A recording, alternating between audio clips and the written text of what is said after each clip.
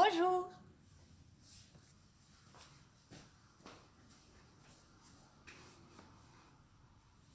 Comme je viens de le mettre sur ma page, j'ai un nouveau jouet. Je peux faire des vidéos sans devoir tenir la caméra. Donc c'est un projet que j'ai depuis un bon bout de temps. Et voilà que ça y est. Alors ce que je suis en train de faire aujourd'hui, c'est du, du, du exprès, du spécial improvisé. J'étais en train de simplement de réémailler des pièces qui ont été cuites au grès avec mes émaux que j'adore de Maiko. Les fameux stroke and coat. Souvent les clients me demandent si on peut recuire quand on n'est pas très content du résultat. Et en fait, bah oui, c'est ce que je suis en train de faire.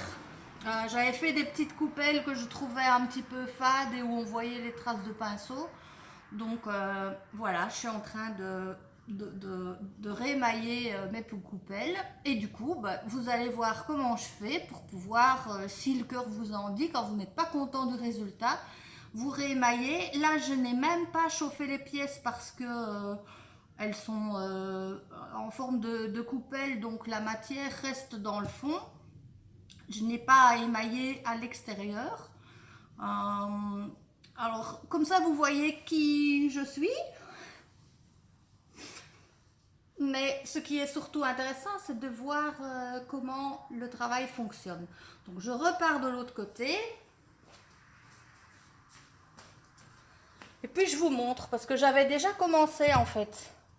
C'était des petites coupelles comme ceci, qui sont faites avec la fameuse jolie terre béton, toutes fines, qui ont été estampées par-dessus des petites coupelles en espèce de bambou à l'époque. J'ai fait ça l'année dernière, je les ai rangées dans un coin, et là je ressors le matériel. Donc, j'ai déjà mis une couche.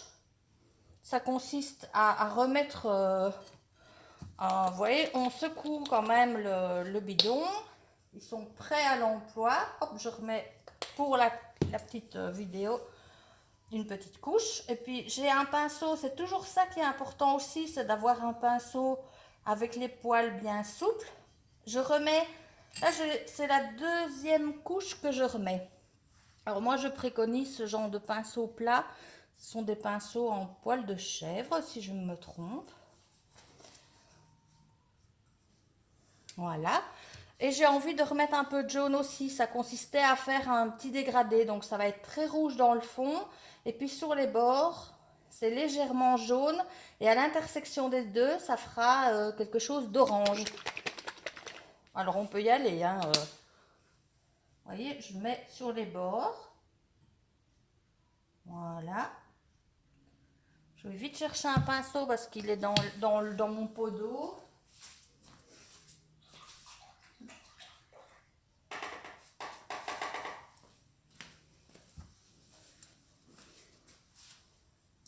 Bon, on y va dans l'improvisation. Hein. Si je démarre pas un jour, je le ferai jamais.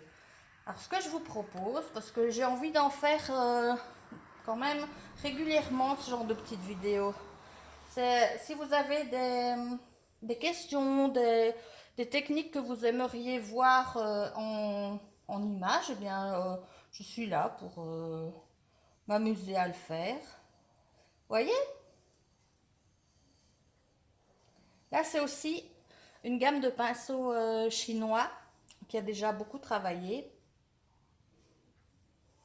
J'ai envie d'en remettre un peu sur un petit peu directement sur les bords. C'est bête parce que le matériel, là, le facteur vient de m'apporter à l'instant mon nouveau jouet. Donc, mais j'aurais pu vous montrer comment les petites coupelles étaient avant pour pouvoir faire un avant-après. Donc, je renforce la couleur parce que je l'ai trouvé un petit peu fade. Et ici, j'aime bien de temps en temps ce qui est ensoleillé, lumineux. On arrive bientôt en automne. C'est pas ma saison favorite, je vais dire. Alors, je vais tout de suite y mettre de la couleur. Voilà. Alors, ces émaux, se travaillent comme de la gouache en fin de compte. Leur avantage, c'est qu'ils peuvent aller à toutes les températures. Donc, ça veut dire à partir, même au biscuit, à 950, c'est une gamme démo qui est un peu satinée. Et puis quand vous êtes à 1000,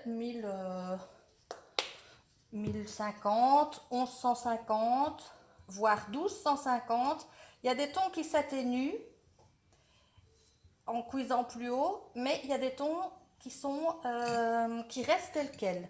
Alors pour savoir est-ce qu'ils restent ou pas, vous avez derrière une petite information, un petit encadré blanc sur lequel est indiqué, si vous lisez No Change, ça veut tout simplement dire que quelle que soit la température à laquelle il va cuire, la couleur ne change pas. Je pense par contre que le jaune ici, oui, le jaune, j'ai l'indication qu'il va devenir plus clair que le jaune assez citron et assez intense il peut être. Mais il ne coule pas, vous n'avez pas de présence de bulles et puis vous pouvez les mélanger entre eux.